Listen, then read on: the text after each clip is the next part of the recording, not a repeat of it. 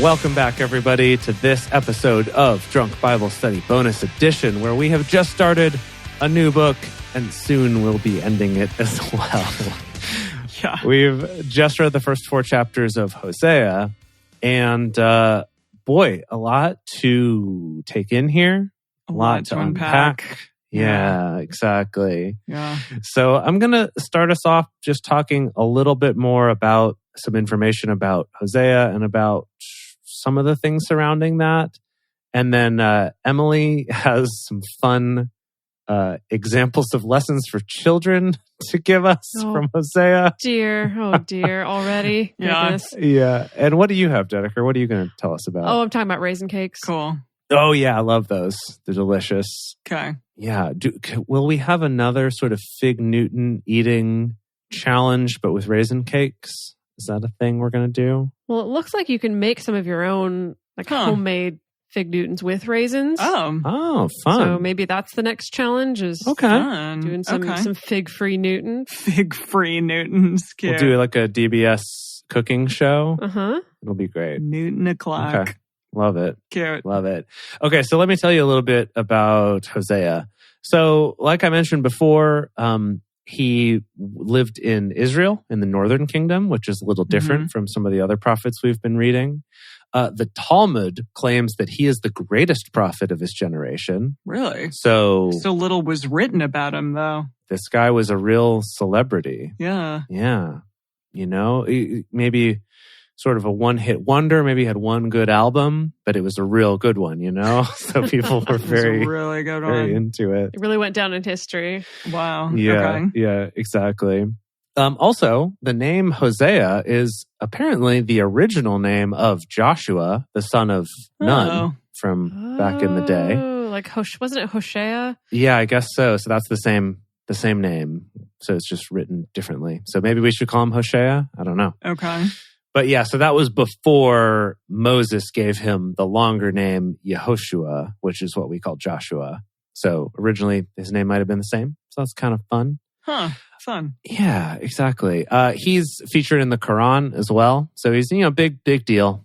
Big deal in the world like that. He's commemorated in the calendar of the saints in the Armenian Apostolic Church. Ooh, so he's like... Everyone's a fan. Everyone's a fan for someone who I'd never really heard of. Fascinating. He's like a thing that people care about. Eastern Orthodox has a day for him. The Julian calendar has a day for him.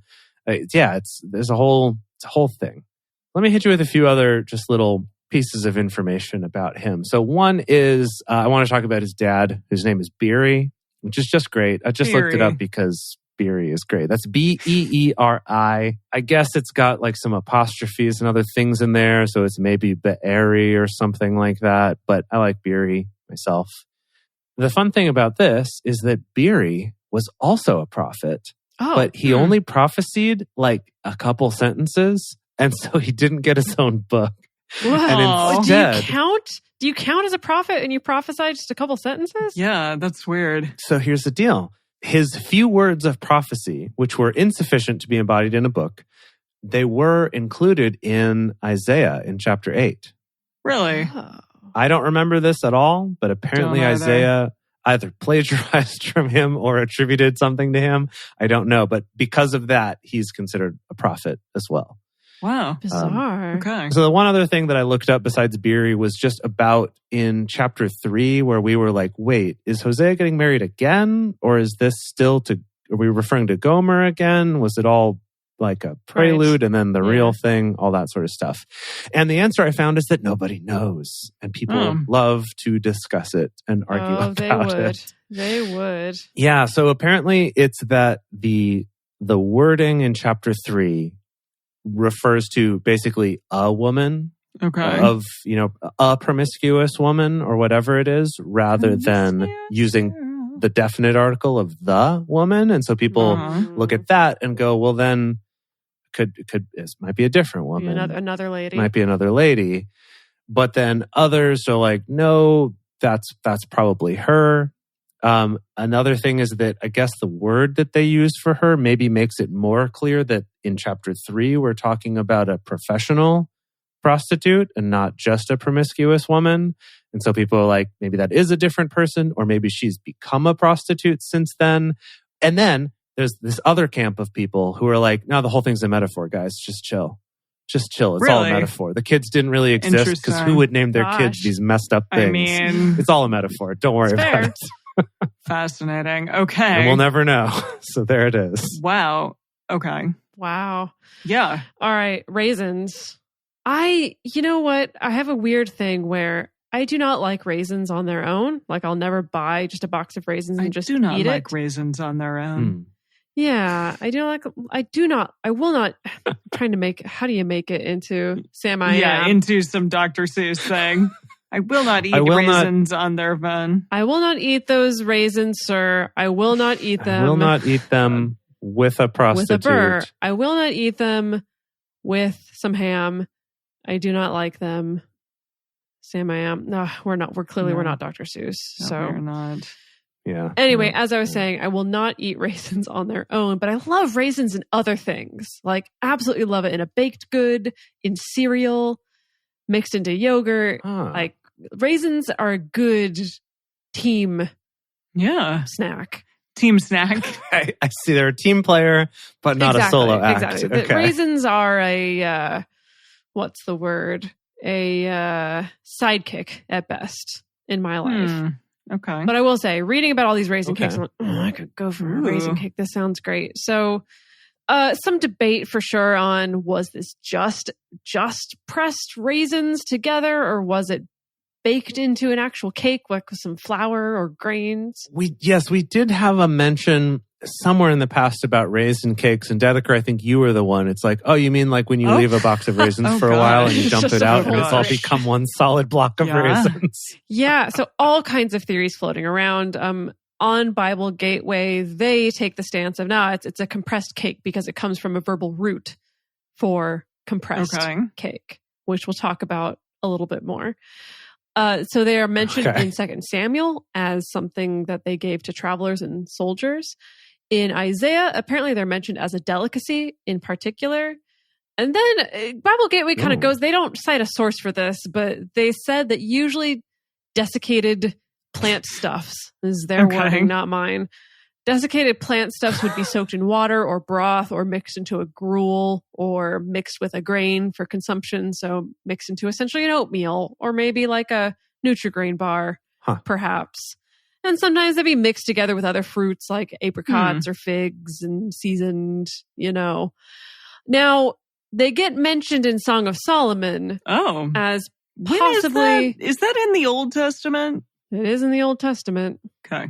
Yes. It is mentioned in Song of Solomon as possibly a food that has some fertility powers. Yeah, maybe an aphrodisiac, perhaps. Then I ended up in the hermeneutic stack exchange. And I just... Great. Love that. It's a good place to end up. Can I just apologize? It's a rowdy bunch. Can I just apologize where we're going to end up in this hermeneutic stack exchange? Just prepare your hearts. So someone basically posted being like, what's the deal with the raisin cakes? Why do they love the cakes of raisins? I get that maybe we can interpret this that they love worshiping other gods, but can someone connect the dots for me? There are a lot of answers. And so someone does the breakdown of the word is ashishim, which appears in Babylonian texts. And that usually referred to cakes that were made of flour and honey, and then also raisins, similar to modern day halva, which is really popular in the Middle East. Okay. And so people are saying, this kind of raisin halva was probably a part of an offering for worshiping Baal. Okay. But again, it's not entirely sure. It's not entirely clear from the translation. Is Yahweh literally calling out, they just love these raisin cakes? Or is he just calling out the fact that they love worshiping other gods? Also, I think like you ran into, Jace, looking at other translations, that because the word comes from the root for pressing, there's debate of, does that mean, like a box of raisins that you let get a little stale and pressed together? Does this mean wine, like pressed grapes? That's why, for instance. And that's why in some of those translations, okay. Now, we may have forgotten, in 2 Samuel, David, everybody's favorite boy, he Yahweh's at least. He mass gifted raisin cakes to everybody in Israel. Whoa. Like Oprah style. It's like, you get a raisin cake and you get a raisin cake. Yes, like Oprah style. Whoa. Gave it to everybody as a celebration. It was when the Ark of the Covenant came back. Oh, of course. That everybody got some raisin cakes. Huh. That's really interesting. What's the implication there? Wow. Is it I see. That they were great. Because if you think about it, back in that day and age, you don't have refined sugar, really. And raisins are this great dried fruit. It lasts forever, full of energy and tastes sweet and probably delicious. And so maybe it's like having a bonbon. It's like having a truffle. It's like, this is fantastic. Wow. That's how I would interpret that. And then we get to this person in the hermeneutic stack exchange that said, I don't know, this could be a little bit of a stretch that it's actually raisin cakes, but it probably is referring to worshiping other gods, but I don't know. But then I'm just going to read this. When you think of the often symbolic euphemisms used throughout the Bible, the true meaning is clear. Imagine what a cake solely made of raisins would look like. Many believe this line refers to sodomy. Because it looks like shit? Okay, wait, hold on. I apologized on behalf of this person. Does it look like... I think this person is stretching a little bit. Yeah, what is wrong with this person? Yeah, it's funny that they criticize other people of stretching their interpretation, and then they're like, I think it's poop. Yeah. Obviously. What? Yeah, Obviously. okay. Yeah. It's funny because answers like that, I've noticed on Hermeneutic Stack Exchange, will often get a reply from like one of the admins being like, hey, so... Unlike other forums, this is actually not a place where we just kind of express our opinions or what we think things should mean, but we try to back them up with like facts and references. So your answer is not really appropriate here. I came across one of those today, actually, while I was looking up stuff about Hosea's wife. Well, okay, this did get a response. I don't think this is from an admin, but it's someone criticizing, saying there's no evidence in the text that it says it's solely made of raisins. That's what they went after. So so we can't necessarily make the connection that it must have been poop-like in nature. My God. Okay. Poop-like in nature. Oh my gosh. Okay. None of this makes any sense. Now, I did find a lot of Christian blogs that had their own recipes for fun raisin that's cakes. Good. And that was cool. So some people are kind of like... tell us like a rundown? Yeah, specifically taking the reference to it in Song of Solomon, which we'll get to, where... I think if I'm reading this reference in Song of Solomon with the sexiest possible lens, it really is like we're just so tired from doing it, screaming, licking and sucking and doing it that we need some raisin cakes to get us, to refresh us. Literally, the line is "refresh me with raisin cakes." I don't want to spoil it. We'll get there when we get to Song of Solomon. So this lady was like, "Here's a raisin cake recipe," but then other Christian blogs are like, "What's your raisin cake in your life? What are you treating like a raisin cake that's taking you away from God, that's distracting you from God? What are you forsaking God for? What is your raisin cake?" Wow. Anyway, I really want a raisin cake right now. You've learned so much about them that now you want them. I've learned so much about them, but I'm still pro raisin cake, despite all the trials and tribulations we've gone through in the last 5 minutes. Truly. That's what I got. Okay. So there were a lot of potential object lessons in this book already. We just got hit with them when we began immediately. Yeah. Marrying a prostitute, naming your kids bad things. Love it. Totally. And it's all, a metaphor for Israel or whatever, being a bad wife and not Isaiah. I typed into Google Hosea object lesson, and what spat back out at me was this website called futureflyingsaucers.com. Oh, with a name like that, how can you go wrong? We're off to a good start. Yeah, Dedeker, I want you to look at it along with me and Jace. All right, I'm here. So it's this lovely woman who is creating an object lesson, but specifically for children. So she prefaces this by saying at the beginning that the scripture uses such words as harlot and prostitute. If you're teaching younger children or these words are uncomfortable to use, substitute words such as an unfaithful wife or lived with a man she was not married to. That counts as both of us. Okay, a little bit sanitized, but I guess it gets the point across. Okay. Yeah. So essentially, she creates this object lesson in this cute little video. And it's all about really essentially Jesus washing away our sins is what I got out of it, essentially. And so she does make that mention a lot. Yes. Which again, I think, and correct me if I'm wrong, but we're reading this, in the Jewish order. And so Jesus is not a part of this at all. No. And it was not a part of it when it was written either. So to me, it's a stretch, or at least like an evangelical type viewpoint, to put Jesus on this, right? Am I wrong? No, I think that's, absolutely. I mean, and that's, I think this is great progress that we're making here, because I know in the past you would look up stuff like this, Emily, and be like, people say it's Jesus, so I guess it's Jesus. And instead, it's like we've kind of looked at like, well, that's kind of a different thing people later put on it. And, theologically, you can believe whatever you want, but like, that's not what this was written about when it was originally written. Totally. And the other day, even my partner, who's no longer a Christian, but was once, he was like, oh, you're reading about the prophets, and you can, eventually once you get to the New Testament, you'll see how all of them were really about Jesus, like what they prophesized. And I was like, but that's like a really Christian way of viewing this book and this like section of the Bible. And he's like, well, you're reading the Christian Bible. And I'm like, no, I'm reading. It's also the Hebrew Bible. Yeah. Yeah, exactly. But it's also like, what is this? Is this the Pentateuch, or what is it? Or is it the No, this is the Nevi'im. Nevi'im is the book we're reading now. Yeah. So the Hebrew Bible has 3 sections. There's the Pentateuch, which was the first 5 books. Penta, right? The first 5 books. Yeah, the Torah. The Torah. That's the Torah. Pentatonics. Okay, yeah. The Pentatonics, yes. And then there's the prophets, which was the major prophets, and then also the minor prophets are all part of that. And then there's the other part, which I forget what it's called.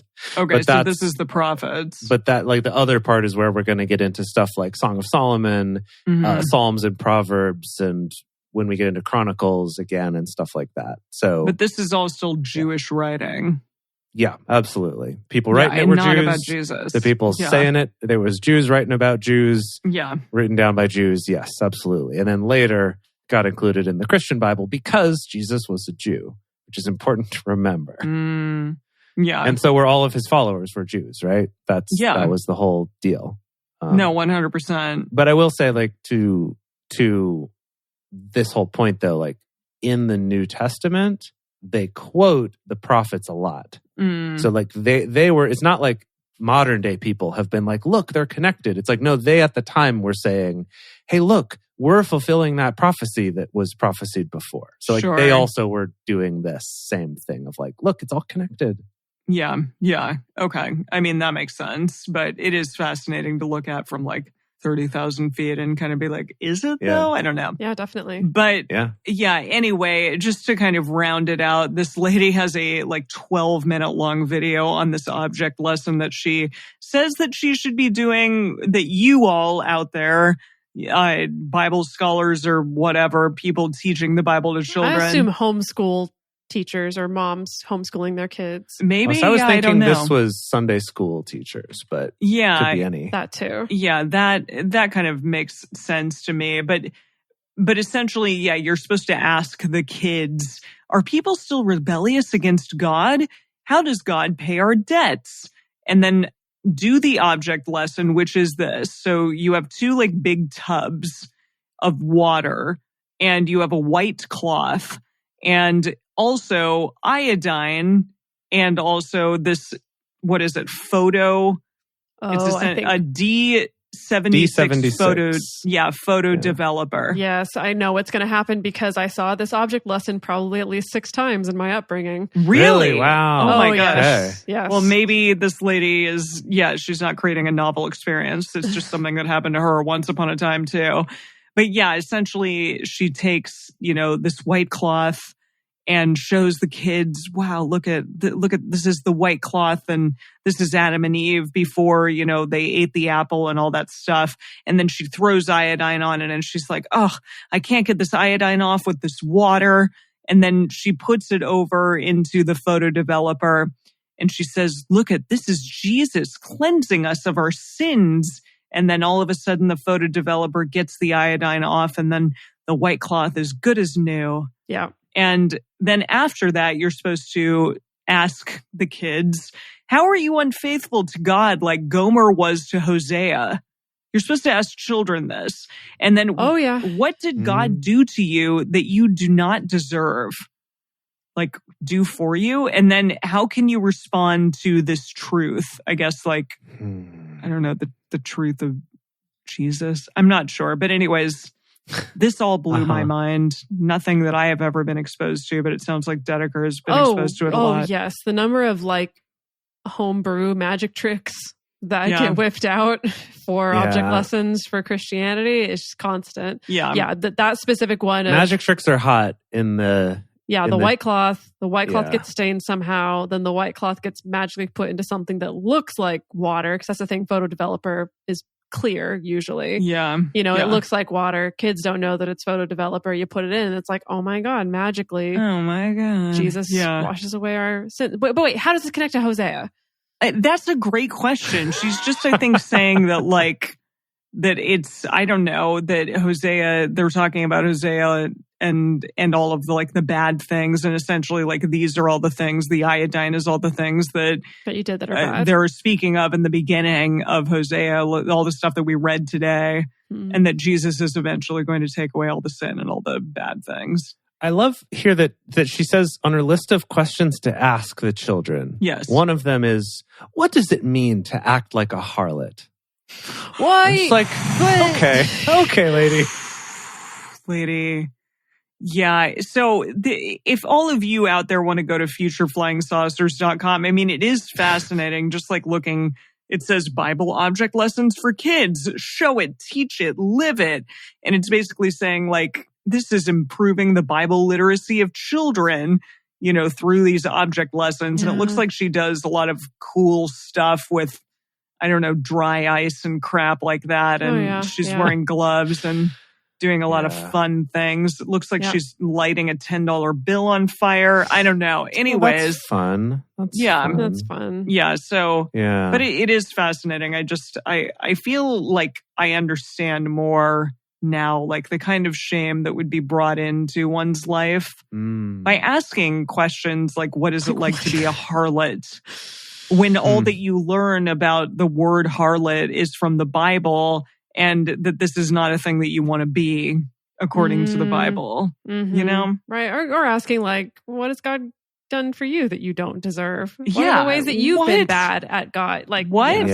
Yeah. Everyone go around and share. You can see why so many of us have shame and guilt complexes around so many things, because even if you don't get raised in the church, it's like this is still in the crust, in the foundation.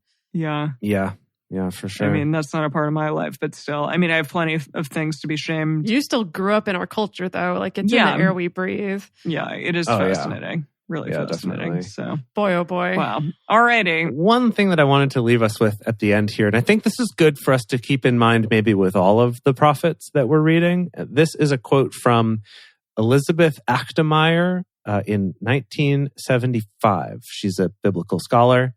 And the quote is this: probably the principal error found in modern preaching from the prophetic books is that of turning their messages into timeless, eternal truths. I don't know about truth. No, she said that's the key error, is when you try to turn their messages into timeless, eternal truths. Or like when you try to turn this into a message about like how marriage should work, how men should treat women, those things, that's where you get into trouble. Because they weren't that. They were very specific pieces of history making prophecies about a very specific point in time to a very specific group of people. Yeah. I just thought that was really interesting, that just that, like from 1975, that she's just like, that's the problem, is when you try to make them into lessons like this woman did, that's where we get into trouble. Yeah. I think that's good for us to keep in mind maybe as we're reading all of this. Absolutely. Wow. Alrighty.